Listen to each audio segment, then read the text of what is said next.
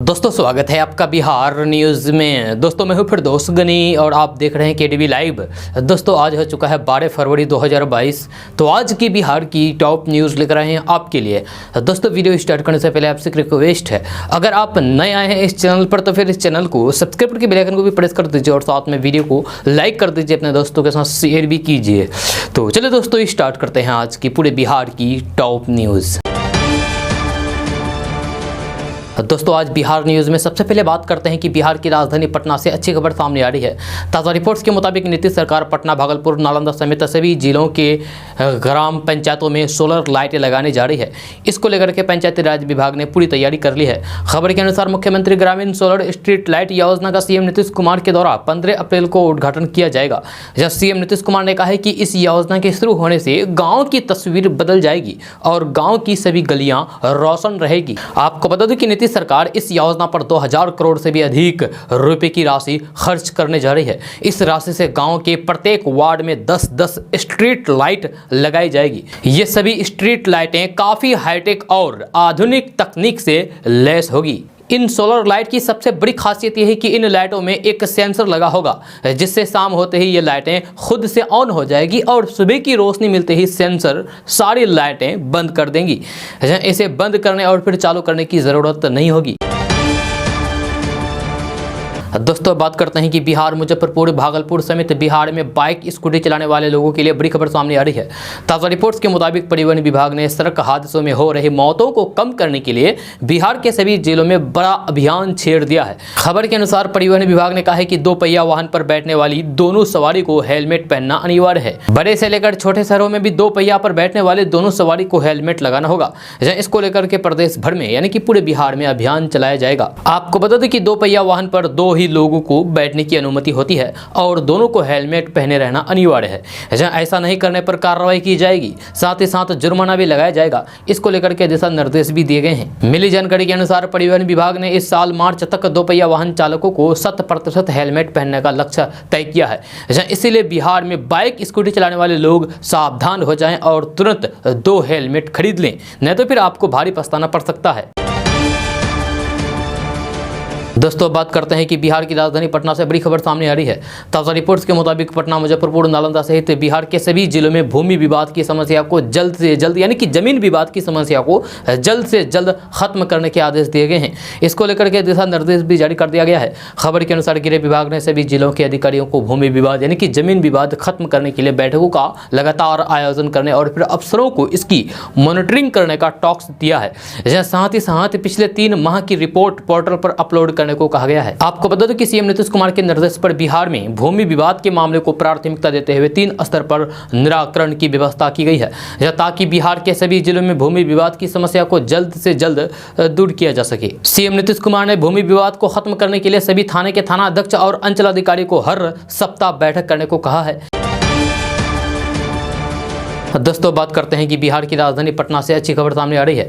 ताज़ा रिपोर्ट्स के मुताबिक बिहार के सरकारी स्कूलों में पढ़ने वाले छात्रों को अब डिजिटल क्लास की सुविधा मिलेगी। इसको लेकर के विभाग के द्वारा तैयारी शुरू हो गई है। बहुत जल्द ये सुविधा शुरू की जाएगी। खबर के अनुसार बिहार में 9वीं कक्षा में पढ़ रहे 13 लाख छात्रों को ये सुविधा मिलेगी। इसके लिए बिहार शिक्षा परियोजना परिषद द्वारा 20 शिक्षकों की टीम बनाई गई है। एक शिक्षक द्वारा संबंधित विषय के किसी भी एक चैप्टर का 45 मिनट का वीडियो बनाया जाएगा। आपको बता दूं कि इस वीडियो को दीक्षा पोर्टल बिहार शिक्षा परियोजना परिषद के साथ यूट्यूब चैनल पर अपलोड किया जाएगा। इस चैनल की मदद से छात्र कभी भी इसकी पढ़ाई कर सकेंगे। अगर उन्हें कोई चैप्टर समझ में नहीं आ रहा है तो फिर वो इसे देखकर समझ सकते हैं। मिली जानकारी के अनुसार बिहार शिक्षा परियोजना परिषद द्वारा 2021 में 10वीं कक्षा के सभी विषयों को डिजिटल कक्षा तैयार की गई थी। अब अन्य क्लास के 6 विषयों का वीडियो भी अपलोड किया जाएगा। इसमें विज्ञान, सामाजिक विज्ञान, गणित, हिंदी, अंग्रेजी और उर्दू विषय को शामिल किया गया है। दोस्तों बात करते हैं कि हमारे जीवन का आखिरी पड़ाव बुढ़ापा ही होता है, लेकिन सच है कि कोई भी इंसान बुरा होना नहीं चाहता, क्योंकि इस दौरान आपकी शारीरिक ताकत गिरने लगती है, रंग रूप भी कम होने लगता है और कई बीमारियों का खतरा बढ़ जाता है। हेल्थ एक्सपर्ट कहते हैं कि कुछ गलत आदतें कम उम्र में ही बुरा बना देती हैं। जी हाँ, अगर आप समय से पहले बुरा होना नहीं चाहते हैं तो फिर इन अस्वस्थ आदतों को देर होने से पहले ही छोड़ दें। आयुर्वेदिक डॉक्टर अबरार मुल्तानी कहते हैं कि बुरी आदतें कम उम्र में ही सफेद बाल, कमजोर हड्डियां, डायबिटीज, हाई ब्लड प्रेशर जैसे गंभीर बीमारियां, आंखों की कमजोर रोशनी आदि कई समस्याओं से जूझ सकते हैं। अगर आपने इन गलत आदतों को छोड़ दिया है तो फिर लंबे समय तक शरीर को जवान की तरह स्वस्थ रख पाएंगे। जी हाँ, समय और उम्र से पहले बुरा होने वाले कुछ गलत आदतों के बारे में अभी हम आपको बताने जा रहे हैं। जो सबसे पहले बात करते हैं कि जंक फूड खाना।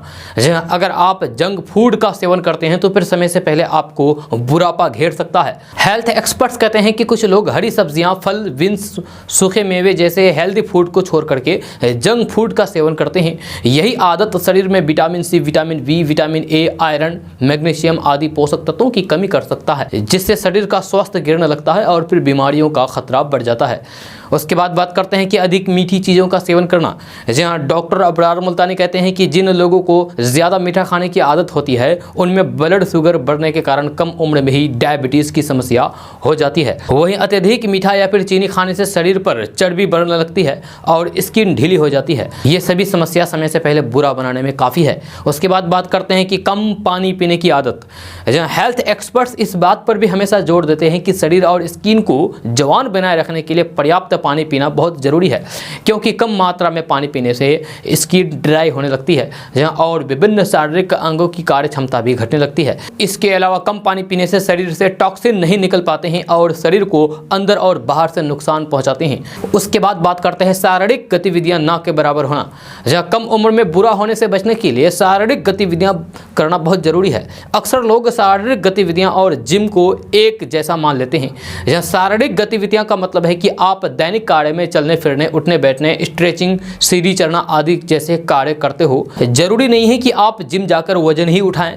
यह शारीरिक गतिविधियां ना करने से मसल्स कमजोर होने लगती है और मोटापे जैसे समस्या आ जाती है। शारीरिक गतिविधियां ना करने से मसल्स कमजोर होने लगती है और मोटापे जैसी गंभीर समस्या आ जाती है। उसके बाद बात करते हैं स्मोकिंग और ड्रिंकिंग करना।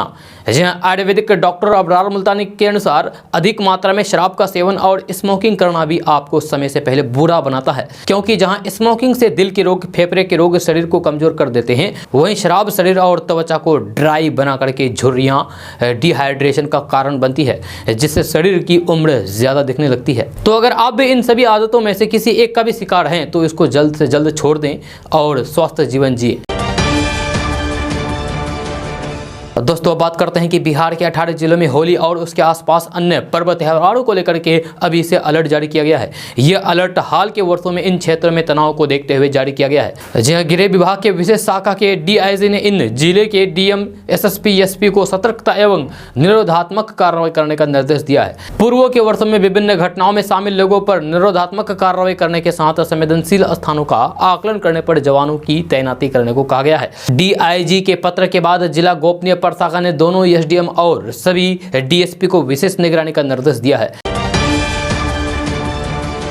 दोस्तों, बात करते हैं कि कर्नाटक से हिजाब और भगवा को लेकर के जो विवाद शुरू हुआ था, आज देश भर में उस पर बहस हो रही है। मामला पहले कर्नाटक हाई कोर्ट तक जा पहुंचा और आज सुप्रीम कोर्ट में इस मामले को लेकर के गुहार लगाई गई है। लेकिन अब इस पूरे प्रकरण में बिहार बीजेपी के प्रदेश अध्यक्ष डॉक्टर संजय जायसवाल की एंट्री हो गई है। जब बिहार बीजेपी के प्रदेश अध्यक्ष डॉक्टर संजय जायसवाल ने स्पष्ट तौर पर कहा है कि स्कूल में धार्मिक परिधानों को लेकर के कोई विवाद नहीं पैदा किया जाना चाहिए। डॉक्टर संजय जायसवाल ने कहा है कि स्कूल में यूनिफॉर्म नहीं पहना जाता और फिर सभी बच्चों को यूनिफॉर्म में ही स्कूल जाना चाहिए।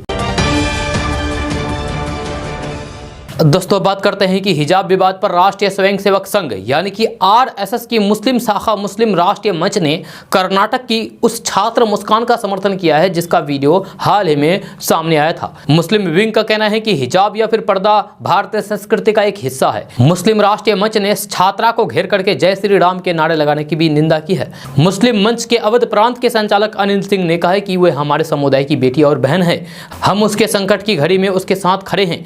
उन्होंने कहा कि हिंदू संस्कृति महिलाओं के लिए सम्मान सिखाती है। जिन लोगों ने जय श्री राम का जाप लड़की को डराने के लिए किया वे गलत थे। बयान में कहा गया है कि लड़की को हिजाब पहनने की संवैधानिक स्वतंत्रता है। अगर उसने कैंपस ड्रेस कोड का उल्लंघन किया तो फिर संस्था को उसके खिलाफ कार्रवाई करने का अधिकार है। आरएसएस नेता ने कहा है कि लड़कों का भगवा दुपट्टा पहने और फिर जय श्री राम के नारे लगाने का व्यवहार अस्वीकार्य है। उन्होंने हिंदू संस्कृति को बदनाम किया है। आरएसएस ने कहा है कि हिजाब या फिर पर्दा भी भारतीय संस्कृति का हिस्सा है और हिंदू महिलाएं भी अपनी पसंद के अनुसार पर्दा पहनती है और यही शर्त मुस्कान पर भी लागू होती है। उन्होंने कहा कि हमारे सर संघ चालक ने कहा है कि मुसलमान हमारे भाई हैं और दोनों समुदाय का डीएनए समान है। मैं हिंदू समुदाय के सदस्यों से मुसलमानों को अपने भाई के रूप में स्वीकार करने की अपील करता हूं। इसी बीच जमीयत उलमा हिंद के अध्यक्ष मौलाना महमूद मदनी ने इस घटना को लेकर के मुस्कान की तारीफ की है, जहां उन्होंने मुस्कान को इस बहादुरी के लिए 5 लाख रुपए का इनाम देने की घोषणा की है।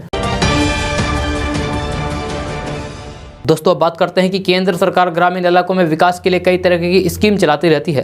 जैसे सरकार का ये लक्ष्य है कि गांव के लोगों को भी शहरी क्षेत्र जैसी सुविधाएं मिल सके। जैसे ग्रामीण इलाकों में रहने वाले लोगों के लिए पीएम स्वामित्व स्कीम किसी वरदान से कम नहीं है। ये गाँव के उन लोगों को अपने जमीन का मालिकाना हक दे रहा है जिनकी जमीन किसी भी सरकारी आंकड़े में दर्ज नहीं है। गाँव में कई ऐसे लोग हैं, ऐसे में इन लोगों को जमीन छीनने का डर बना रहता है। ऐसे लोगों की मदद के लिए केंद्र सरकार ने प्रधानमंत्री स्वामित्व योजना को शुरू किया है। आप सोच रहे होंगे कि प्रधानमंत्री स्वामित्व योजना आखिर है क्या, तो आपको बता दूं कि पीएम स्वामित्व योजना की शुरुआत केंद्र सरकार द्वारा साल 2020 में अप्रैल के महीने में की गई थी। जहां इस योजना को शुरू करने के पीछे सरकार का मकसद है कि वे ग्रामीण भारत को आर्थिक रूप से मजबूत और फिर आत्मनिर्भर बना सके।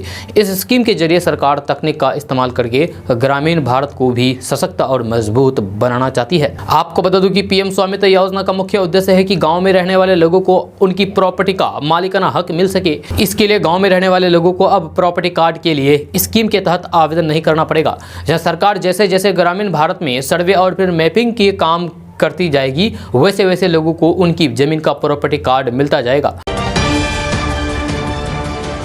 दोस्तों बात करते हैं कि बिहार में पेट्रोल और डीजल के दाम में गिरावट हुई है। जब पेट्रोल के दाम में 0.09 पैसे और डीजल के दाम में 0.08 पैसे की गिरावट हुई है। जी हाँ, अगर राजधानी पटना में आज पेट्रोल का दाम की बात करें तो फिर आज यहाँ पेट्रोल का दाम 106 रुपये 21 पैसे प्रति लीटर और फिर डीजल का दाम 91 रुपये 38 पैसे प्रति लीटर है। पेट्रोल डीजल के भाव ने लोगों की मुश्किलें बढ़ा दी है। जब पिछले कुछ दिन से पेट्रोल और डीजल के दाम में गिरावट देखने को मिली थी, वहीं सरकार भी पेट्रोल डीजल के दामों पर लगाम लगाने की कोशिश कर रही है। इसी कड़ी में बिहार सरकार ने पेट्रोल डीजल पर लगे टैक्स को कम कर रखा है।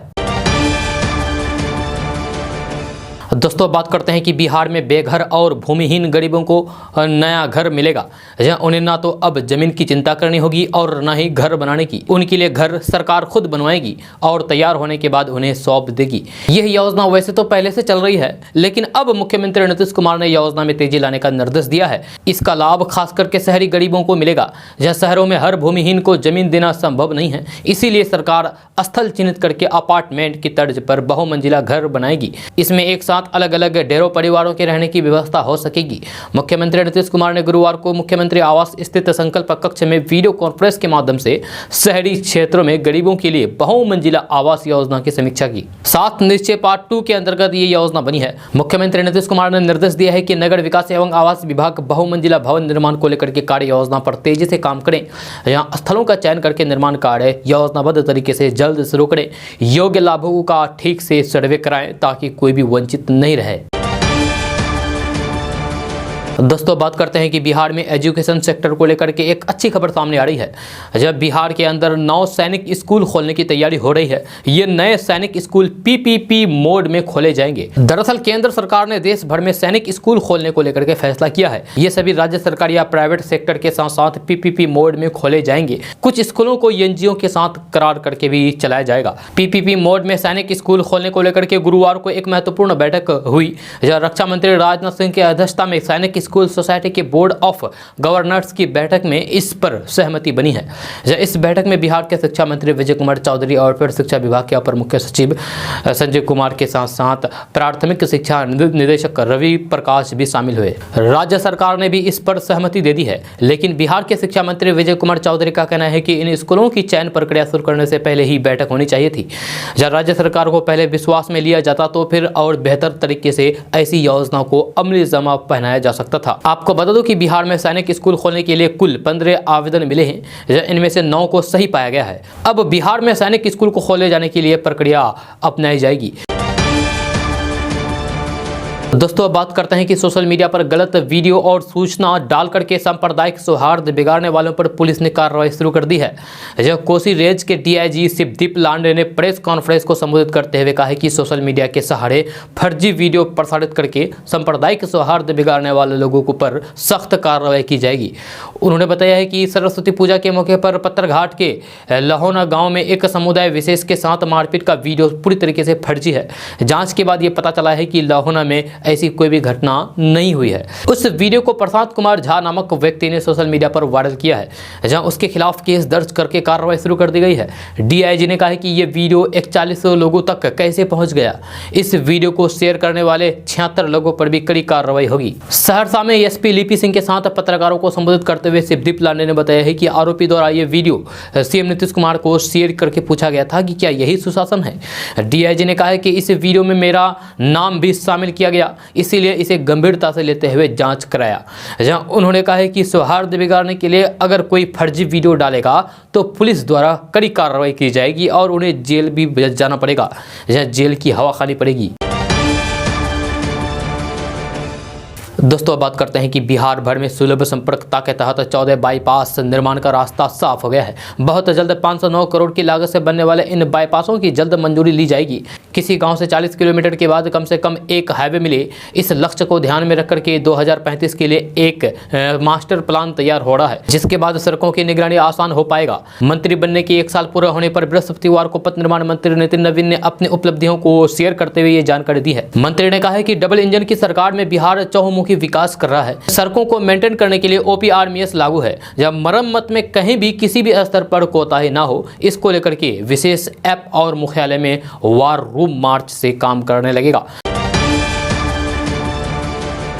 दोस्तों अब बात करते हैं कि राजधानी पटना में बेखौफ अपराधियों का तांडव जारी है, जहां अपराधी एक से बढ़कर एक वारदात को अंजाम देकर के पुलिस को चुनौती दे रहे हैं। इसके बावजूद भी पुलिस अपराधियों पर नकेल कसने में विफल साबित हो रही है। ताज़ा मामला पटना सिटी के खुसरूपुर थाना क्षेत्र की है, जहां अपराधियों ने एक महिला की गला रेत करके निर्मम हत्या कर दी।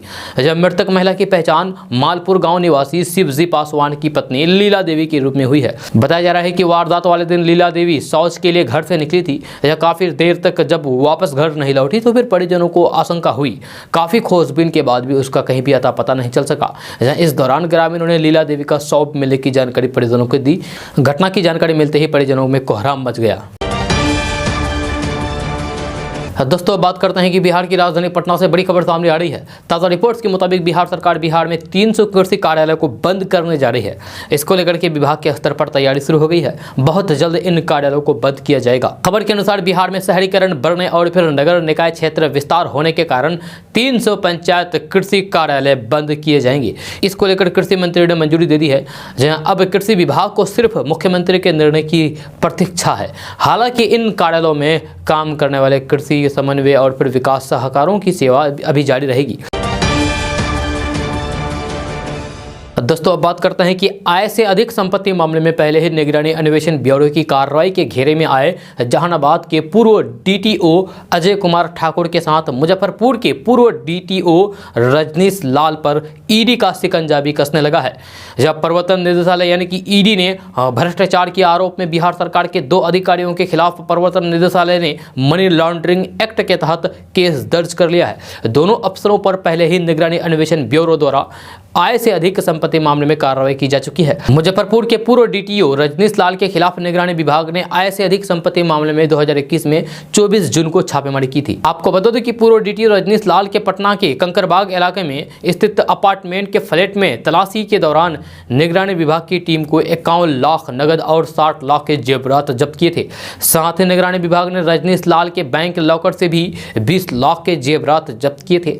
इस मामले में निगरानी अन्वेषण ब्यूरो की जाँच प्रक्रिया फिलहाल जारी है। जहां प्रवर्तन निदेशालय यानी कि ईडी की कार्रवाई के बाद रजनीश लाल की मुश्किलें और भी बढ़ जाएगी। जब पटना के अलावा जहानाबाद में डीटीओ के पद पर पदस्थापित अजय कुमार ठाकुर पर भी प्रवर्तन निदेशालय यानी कि ईडी ने कार्रवाई की है। अजय कुमार ठाकुर पर भी मनी लॉन्ड्रिंग एक्ट के तहत ईसीआर दर्ज किया गया है। दोस्तों बात करते हैं कि बिहार सरकार के श्रम संसाधन विभाग की ओर से विदेश में काम करने वाले मजदूरों कामगारों के लिए कई योजना बनाई जा रही है। इन योजनाओं के माध्यम से बिहार सरकार विदेशों में काम करने वाले बिहारी कामगारों को सहायता प्रदान करेगी। श्रम संसाधन विभाग जल्द ही एक टोल फ्री नंबर जारी करेगा, जिसके माध्यम से बिहार के लोगों को विदेश में मिलने वाली नौकरी से जुड़ी जानकारी मिल सकेगी। साथ ही विदेश में काम करने के दौरान किसी भी तरह की दिक्कत होने पर भी इस नंबर पर कॉल करके सूचना दी जा सकेगी। दरअसल बीते कुछ सालों में ऐसा देखने को मिल रहा था कि विदेश में नौकरी दिलाने के नाम पर कुछ एजेंटों और अन्य लोगों द्वारा बिहार के लोगों के साथ ठगी, शोषण, कम सैलरी और पासपोर्ट जमा करा करके परेशान किया जा रहा है। ऐसे में बिहार सरकार अपने राज्य के मजदूरों की सहायता के लिए विशेष योजना बना रही है। बताया जा रहा है कि जल्द ही बिहार सरकार का श्रम संसाधन विभाग केंद्र सरकार की मदद से समुद्र पार योजना को पुनर्जीवित करेगा। श्रम संसाधन विभाग ने सरकार की समुद्र पार योजना को पुनर्जीवित करते हुए एक रोड मैप तैयार किया जा रहा है, जिसके तहत युवाओं को बताया जाएगा कि किस देश में किस शैक्षणिक स्तर के युवा को कौन सी नौकरी में अवसर मिलेगा। इस बारे में श्रम संसाधन मंत्री जीवेश मिश्रा ने बताया है कि एक रोड मैप तैयार किया जा रहा है। कई जिलों में विभाग की तरफ से ट्रेनिंग दी जा रही है और आने वाले समय में समुद्र पार योजना के तहत विभाग उन तमाम मजदूरों का डेटा रखेगा जो कि विदेश में काम करते हैं। साथ ही विभाग के द्वारा एक टोल फ्री नंबर भी जारी किया जाएगा। जो लोग विदेश में काम करते हैं और अगर उन्हें वहाँ किसी प्रकार की कोई भी परेशानी होती है तो वे बिना किसी संकोच के टोल फ्री नंबर पर कॉल कर सकेंगे। श्रम संसाधन विभाग की तरफ से उनको हर संभव मदद दी जाएगी। दोस्तों बात करते हैं कि बिहार में शराब बनाने वाले माफियाओं की मुश्किलें और बढ़ने वाली है। ड्रोन कैमरों से अवैध शराब के अड्डों पर की जा रही कार्रवाई में मिल रही सफलता दर को देखते हुए इनकी संख्या 5 गुना तक बढ़ाई जा रही है। मद्य निषेध एवं उत्पाद विभाग अब 3 की जगह 17 ड्रोन कैमरों से शराबबंदी की निगरानी करेगा। यह कार्रवाई का दायरा भी 3 से बढ़ाकर के 1 दर्जन जिलों में कर दिया गया है। यह शराब के अवैध निर्माण और फिर तस्करी को लेकर के संवेदनशील 12 जिलों में 17 ड्रोन कैमरे से नजर रखी जाएगी। इसके लिए विभाग 3 अलग अलग कंपनियों से सेवा लेगा। पहले चरण में पटना, वैशाली, सारण और भोजपुर जिलों में विशेष फोकस किया जाएगा। पटना में सबसे अधिक 3, जबकि वैशाली, सारण और भोजपुर में 2 ड्रोन कैमरे से नजर रखी जाएगी। इसके अलावा पश्चिमी चंपारण, पूर्वी चंपारण, बेगूसराय, खगड़िया, मुंगेर, भागलपुर, किशनगंज और सुपौल में एक ड्रोन कैमरे से निगरानी होगी। जब बिहार में जहरीली शराब से लगातार हो रही मौतों के बाद पुलिस ने ये रणनीति अपनाई है। दरअसल ऐसी ज्यादातर मौतें स्थानीय स्तर पर बनने वाली देसी शराब से होती है। दोस्तों बात करते हैं कि बिहार में इंटरमीडिएट की परीक्षा में गुरुवार को नकल करने वाले परीक्षार्थियों पर नकल विरोधी कानून का डंडा फिर चला। नकल करते हुए पकड़े गए 18 परीक्षार्थी परीक्षा से निष्कासित किए गए हैं। इसके साथ ही दूसरे के बदले परीक्षा देता एक मुन्ना भाई भी पकड़ा गया। दूसरे के बदले परीक्षा देते मुन्ना भाई की गिरफ्तारी सुपौल में हुई है। बिहार विद्यालय परीक्षा समिति को मिली रिपोर्ट के मुताबिक सबसे ज्यादा 11 नकलची सारण जिला में परीक्षा से निष्कासित किए गए हैं। सुपौल एवं मधेपुरा में 3 परीक्षार्थी नकल करते हुए पकड़े जाने के बाद परीक्षा से निष्कासित हुए हैं। मधुबनी से एक परीक्षार्थी के परीक्षा से निष्कासन की खबर है। दोस्तों बात करते हैं कि बिहार के सुपौल में कुछ दिनों से बदलाव देखा जा रहा है। कभी बारिश हो रही तो फिर कभी कभी अच्छी धूप खिल रही है। जहां पटना समेत कई जिलों में आज भी बारिश और बूंदाबांदी के आसार हैं। अगर पिछले 24 घंटे की बात करें तो फिर पटना समेत बिहार के अन्य भागों में हल्के से मध्यम स्तर की बारिश, वहीं कुछ जगहों पर बूंदाबांदी हुई। वहीं एक ट्रफ रेखा बिहार से झारखंड, छत्तीसगढ़, तेलंगाना होते हुए उत्तर कर्नाटक तक जा रही है। ऐसे में अगले 3 दिन के दौरान और ठंड बढ़ने के आसार हैं। जहाँ बिहार के दक्षिणी पूर्वी भाग, भागलपुर, बांका, जमुई, मुंगेर, खगड़िया के अलग अलग स्थानों पर हल्के से मध्यम स्तर की बारिश, वहीं पटना समेत कई जिलों में बूंदाबांदी के साथ मौसम शुष्क रहने के आसार हैं। मौसम विभाग के मुताबिक अगले 3 दिनों के दौरान रात के तापमान में 3 से 5 डिग्री की गिरावट हो सकती है। हालांकि दिन का तापमान सामान्य रहने की संभावना है। अगले 48 घंटों के दौरान अलग अलग स्थानों पर हल्के से मध्यम स्तर का कोहरा छाए रहने का भी अनुमान है। जहाँ मौसम विज्ञान केंद्र पटना के मुताबिक छपरा में सबसे कम न्यूनतम तापमान 10.3 डिग्री सेल्सियस, जबकि पटना का न्यूनतम तापमान 13.4 डिग्री सेल्सियस रहा। आपको बता दें कि मौसम विज्ञान केंद्र के अनुसार पटना समेत बिहार के अलग अलग जगहों पर बारिश दर्ज की गई। मधुबनी, बेगूसराय, पटना के बिहटा, बांका के चंदन, समस्तीपुर, औरंगाबाद, पूर्णिया समेत कई जिलों में बारिश हुई। वहीं प्रमुख शहरों के अधिकतम और न्यूनतम तापमान की बात करें तो फिर राजधानी पटना का न्यूनतम तापमान 13.4 डिग्री सेल्सियस और अधिकतम तापमान 24.2 डिग्री सेल्सियस रहा। वहीं गया जिला का न्यूनतम तापमान 13.7 और अधिकतम तापमान 22.6 डिग्री सेल्सियस रहा।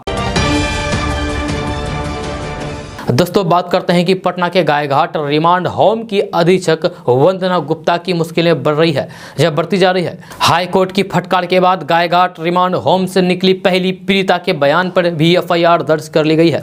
आपको बता दें कि 2 दिन पहले रिमांड होम से निकली एक दूसरी पीड़िता के बयान पर एफआईआर दर्ज कर ली गई थी, लेकिन 10 दिन पहले जिस पीड़िता ने पहली बार वंदना गुप्ता के ऊपर गंभीर आरोप लगाए, उसके बयान पर पुलिस ने एफआईआर दर्ज नहीं कराई थी। बाद में हाईकोर्ट ने इस मामले में खुद संज्ञान लिया और हाईकोर्ट की फटकार के बाद अब पटना पुलिस ने पीड़िता के बयान पर भी एफआईआर दर्ज कर ली है। 10 दिन पहले पहली बार जब एक पीड़िता गायघाट रिमांड होम में गलत काम करने को लेकर के अधीक्षक वंदना गुप्ता के बारे में शिकायत करने पहुंची थी, तो फिर पुलिस ने एफआईआर दर्ज नहीं की थी। बाद में समाज कल्याण विभाग में पीड़िता के आरोपों को खारिज करते हुए अधीक्षक वंदना गुप्ता को क्लीन चिट दे दी थी। जहां गुरुवार को इस मामले में एक नया मोड़ आया और पहली पीड़िता के बयान पर महिला थाने में केस दर्ज कर लिया गया है। 24 घंटे के अंदर वंदना गुप्ता के ऊपर पटना के महिला थाने में दूसरा केस दर्ज हुआ है। दोस्तों अब बात करते हैं कि बिहार में कांग्रेस को छोड़कर के आगे बढ़ रहे आरजेडी ने अपनी हैसियत को दूसरे सभी दलों से बड़ा बताया है। हालांकि यह भी स्वीकार किया है कि सशक्त विपक्ष के लिए कांग्रेस भी जरूरी है। राष्ट्रीय कार्यकारिणी की बैठक में गुरुवार को आरजेडी प्रमुख लालू प्रसाद और फिर नेता प्रतिपक्ष तेजस्वी यादव राज्य सरकार पर नरम दिखे, लेकिन भाजपा नेतृत्व वाली केंद्र सरकार पर खुलकर हमले किए। महंगाई, गरीबी, बेकारी और सांप्रदायिक माहौल के लिए केंद्र सरकार को जिम्मेदार ठहराया और कहा कि ऐसा प्रधानमंत्री पहले कभी नहीं देखा। लालू प्रसाद यादव ने यूपी चुनाव के परिणाम की भविष्यवाणी करते हुए कहा कि भाजपा की हालात पस्त है, सफाया तय है, संपूर्ण विपक्ष से सहयोग मांगा है। जहां लालू प्रसाद यादव ने कहा है कि एकजुट होकर के भाजपा को हराना है।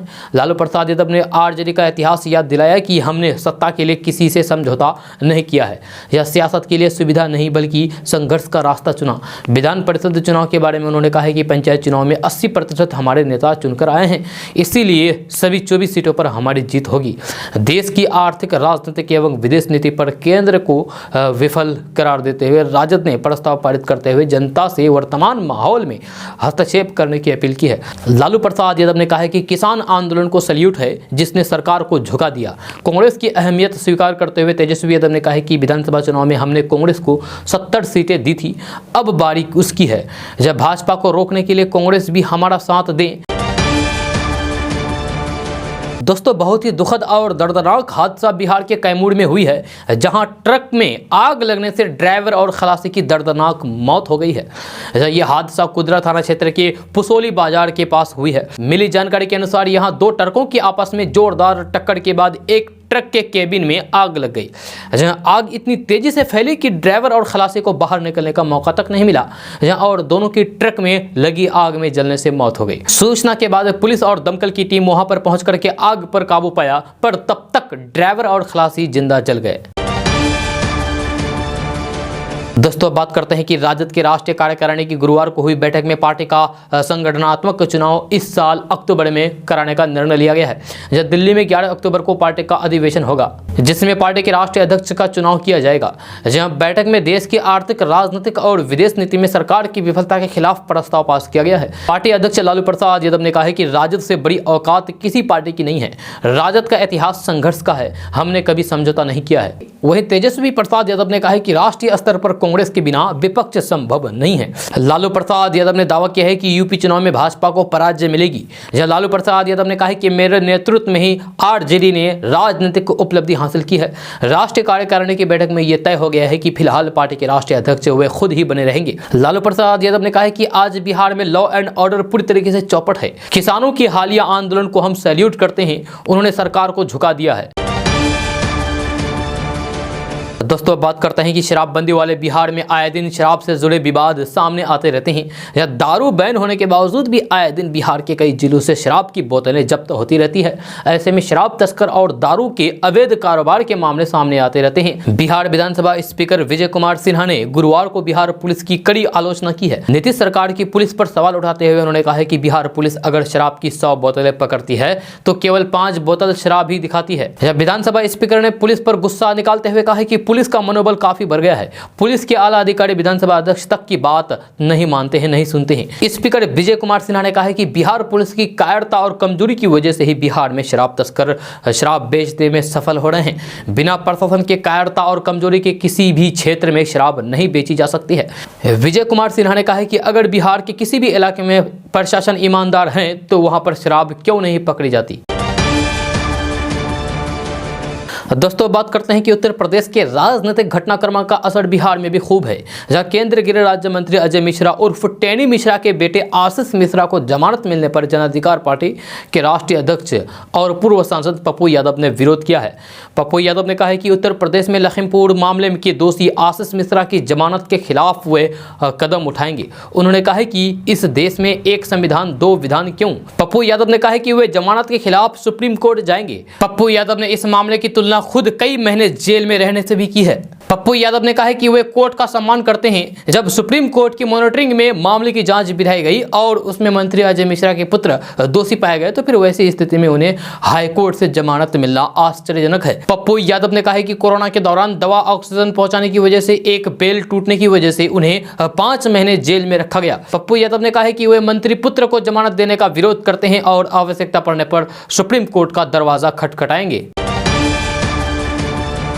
दोस्तों अब बात करते हैं कि राज्यसभा में आज आम बजट 2022-23 पर चर्चा के दौरान विपक्ष और सत्ता पक्ष ने लोक भाषाओं की शब्दावलियों से एक दूसरे को घेरने का प्रयास किया है। जहां सदन में कांग्रेस की एक सदस्य ने पूछा है कि बजट में काबा, तो इसके जवाब में सत्ता पक्ष की ओर से दावा किया है कि बजट में सब्बा। राज्यसभा में विपक्ष और सत्ता पक्ष के बीच सवाल और जवाब का यह सिलसिला उत्तर प्रदेश में विधानसभा चुनाव के प्रचार के दौरान लोक गायिका नेहा सिंह राठौर का गाना यूपी में काबा है, ये लोकप्रिय होने की पृष्ठभूमि में सामने आया है। जहां राज्यसभा में आम बजट पर चर्चा के दौरान कांग्रेस की एक सदस्य ने बजट में काबा यानी कि बजट में क्या है कह करके जब सरकार पर तंज कसा, तो फिर सत्तारूढ़ भाजपा के एक सदस्य ने उन्हीं के अंदाज में जवाब देते हुए कहा है कि बजट में सब्बा यानी कि बजट में सब कुछ है और बजट में भारत के महाशक्ति बनाने के उपाय बा यानी कि भारत को महाशक्ति बनाने के उपाय है। यह कांग्रेस की छाया वर्मा ने आम बजट 2022-23 में गरीबों के हित के लिए कोई घोषणा नहीं होने का दावा करते हुए कहा है कि बजट में काबा, इस अंदाज में सरकार से सवाल किया। दोस्तों बात करते हैं कि मुख्यमंत्री नीतीश कुमार बिहार में शराबबंदी को लेकर के कोई ढील देने के मूड में नहीं है। यही वजह है कि लगातार शराबबंदी कानून की समीक्षा की जा रही है और शराब पीने वालों के खिलाफ अभियान और सख्ती से लागू किया जा रहा है। मुख्यमंत्री नीतीश कुमार ने 2 दिन पहले ही कानून व्यवस्था को लेकर के समीक्षा बैठक के दौरान भी सबसे ज्यादा फोकस शराबबंदी पर ही दिया था। जहाँ शराबबंदी लागू होने के बावजूद भी बिहार में शराब की डिलीवरी और पीने वालों की संख्या में कमी होने का नाम नहीं ले रहा है। सरकार की फजीहत करा रहा है। लिहाजा अब नीतीश सरकार ने शराबियों की कुंडली रखने का फैसला किया है। समीक्षा बैठक के दौरान ये बात सामने आई थी कि शराब पीकर के पकड़े जाने के बावजूद भी कई लोग पुलिस को मैनेज कर लेते हैं। लिहाजा अब सरकार ने ऐसी व्यवस्था की तैयारी की है कि जो लोग भी शराब के नशे में पकड़े गए उनका पूरा डेटा पुलिस और सरकार के पास आ जाए। इसके लिए तैयारी पूरी कर ली गई है। शराब पीने वालों की जांच के लिए अब हाईटेक मशीन का इस्तेमाल किया जाएगा। जहां पहले ब्रेथ एनालाइजर के जरिए शराब पीने वालों की जांच होती थी, लेकिन अब इसकी जगह real time alcohol breath analyser का इस्तेमाल किया जाएगा। जांच के दौरान मशीनों की फोटो भी खींच लेगा। इतना ही नहीं, शराबी किस लोकेशन पर पकड़ा गया उसका भी डेटा स्टोर होगा। साथ ही साथ अगर वह किसी गाड़ी से है तो फिर उस गाड़ी का रजिस्ट्रेशन नंबर भी इस मशीन में फीड हो जाएगा। शराब पीने वालों का नाम पता भी मिनटों में पता चल जाएगा। इसका प्रिंट आउट भी निकल पाएगा और बाद में शराब पीने वालों के लिए इससे मैनेज करना बेहद मुश्किल होगा। दोस्तों अब बात करते हैं कि बिहार में खनन कार्य से जुड़े उद्योगों से रेवेन्यू वसूली में अधिकारी किस तरीके की लापरवाही बरतते हैं, इसका चिट्ठा अब धीरे धीरे खुलने लगा है। बिहार के अधिकतर ईंट भट्टे आम लोगों से ईंटों की बढ़ती हुई कीमतों के हिसाब से वसूली करते रहे हैं, लेकिन बात सरकार को टैक्स देने की आई तो फिर यहाँ सारे पैसे हजम कर लिए गए। या टैक्स चोरी करने वाले ऐसे ईंट भट्टों की संख्या 1-2 नहीं बल्कि 900 है। अनुमान लगा सकते हैं कि सरकार को कितना नुकसान होगा। पिछले दिनों खान एवं भूतत्व विभाग ने ईंट भट्टे के मद में अपने खजाने पर नजर डाली और रेवेन्यू की खोज की तो फिर ये हैरत अंगेज कारनामा सामने आया है। विभाग के संयुक्त सचिव अंशुल कुमार ने तत्काल वसूली करने का निर्देश दिया है। समीक्षा के दौरान पत्थर के पट्टेदारों से राजस्व वसूली की भी जानकारी ली गई है।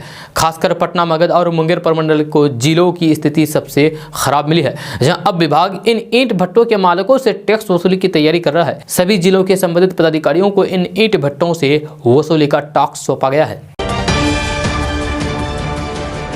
दोस्तों अब बात करते हैं कि बिहार में बकाया बिजली बिल को लेकर के हाय तौबा मची है। जब वसूली को लेकर के अभियान चलाया जा रहा है, उपभोक्ताओं के कनेक्शन तक काटे जा रहे हैं, वहीं सरकारी विभागों पर करोड़ों रुपए का बकाया बड़ा सवाल है। उत्तर बिहार में विभिन्न सरकारी कार्यालयों और भवनों पर करीब 60 करोड़ रुपए बिजली बिल बकाया है।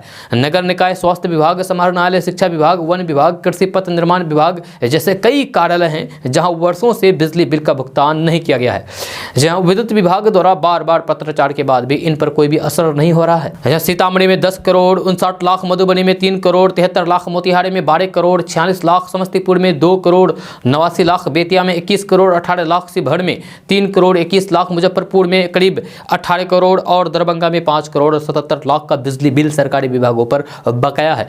जब सरकारी विभाग विद्युत विभाग को झटका दे रहे हैं तो फिर शहर में बिजली व्यवस्था कैसे दुरुस्त होगी, इसका सहज ही अनुमान लगाया जा सकता है। दोस्तों आज का न्यूज़ बस यहाँ तक। कैसा लगा जरूर अपना सुझाव दीजिएगा नीचे कमेंट बॉक्स में कमेंट करके। अगर आप नए आए हैं इस चैनल पर तो फिर चैनल को सब्सक्राइब करके बेल आइकन को भी प्रेस कर दीजिए और साथ में वीडियो को लाइक कर दीजिए, अपने दोस्तों के साथ शेयर भी कीजिए। तो चलिए दोस्तों फिर मिलते हैं नेक्स्ट वीडियो में, तब तक के लिए जय हिंद, जय बिहार।